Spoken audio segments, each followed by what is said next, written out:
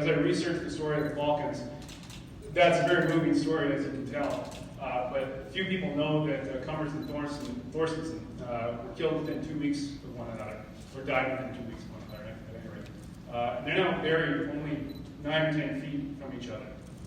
There's only several in the same Commonwealth war grave in France, so it's quite moving to think of that. Well, good morning, everybody. I'm very happy to be here with you all today. I'm especially happy because today's ceremony represents the culmination of an undertaking I began over 4 years ago. It was in February of 2018 when I wrote to the Historical Sites and Monuments Board of Canada to nominate the Winnipeg Falcons. You got me. The Winnipeg Falcons' 1920 gold medal victory as an event of national historical significance. So I'd like to take a few minutes here today to share with you why I felt compelled to do that. I absolutely love Winnipeg. Although I live in Ottawa now, I actually consider Winnipeg my hometown. And I love hockey. In particular, I love the place that the sport of hockey has in the Canadian consciousness. Therefore, while it would seem that the confluence of my love for Winnipeg and the sport of hockey would be sufficient inspiration to nominate the Winnipeg Falcons as a national historic event, in reality, my motivation was far more profound.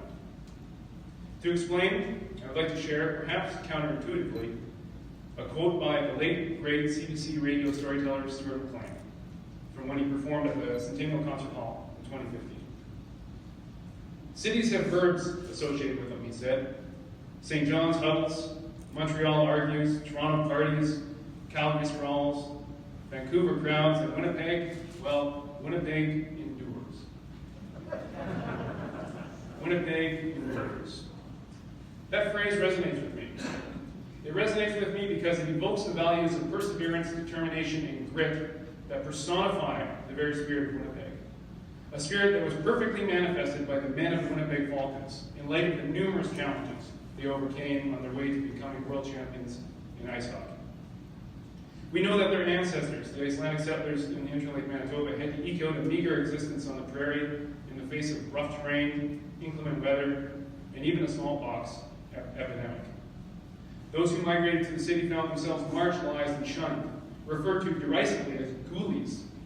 The men of the Falcons themselves endured discrimination and were almost shut out of the Manitoba Senior Hockey League. Most were heroes who answered the call of their country and experienced the ravages of the Great War, where they lost two teammates who will repose forever in foreign soil. Returning victorious from the battlefields, they came home to an economic downturn, a city racked with social unrest and upheaval, and a world plagued by a horrific influenza pandemic. Any of these challenges could have changed their destiny. More of them could have died in Europe. The Olympics in Antwerp could have been canceled, and the hockey authorities could have successfully shut them out of play. But despite these myriad challenges, the Falcons endured.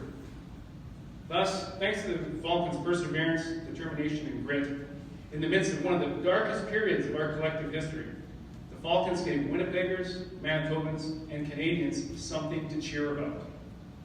Thanks to their efforts, for the first time, we Canadians were acknowledged to be what we always knew we were, the world's best at a sport we love. So for me, the importance of the Falcons' victory in the Antwerp Olympics is about more than just hockey. It's about overcoming adversity. It's about the strength of community. It's about having faith in one another and not giving up. The men of the Falcons are examples we can all emulate, especially in these trying times. In them, we see the enduring spirit of Winnipeg and Manitoba, and that's why I felt compelled to nominate their victory as a national historic event. Thank you very much.